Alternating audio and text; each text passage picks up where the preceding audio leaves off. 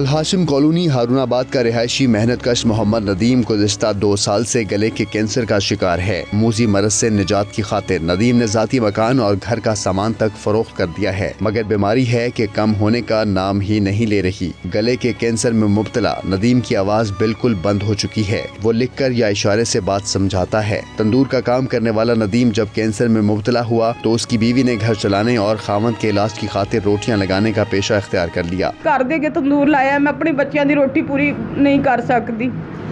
بار بار میری یہی ہے انہاں دے اگے گزارش کہ میری مالی امداد بھی کری جائے تو حکومت دے اگے کہ ساڈی سن لین کہ میرے میاں نوں گلے دا کینسر ہے، بول نہیں سکتے۔ خاتون کی مزدوری سے گھر کا چولہا چلانا مشکل ہے تو ندیم کا علاج کیسے ممکن ہوگا؟ بیماری اور غربت میں مبتلا خاندان نے ارباب اختیار سے مدد کی امیدیں لگا لی ہیں۔ حکومت پاکستان سے یہی گزارش کرتے ہیں کہ میرے ابو کا علاج بھی ہو، ہمارا گھر بھی ہو اور میں دوبارہ سے پڑھ سکوں۔ حکومت اور مخیر حضرات تعاون کریں تو کینسر کے موذی مرض میں مبتلا ندیم کے علاج کے ساتھ معصوم بچوں کے حصول تعلیم کو بھی یقینی بنایا جا سکتا ہے۔ کیمرہ مین ماجد راجپوت کے ساتھ یاسر چودھری، 92 نیوز، ہارون آباد۔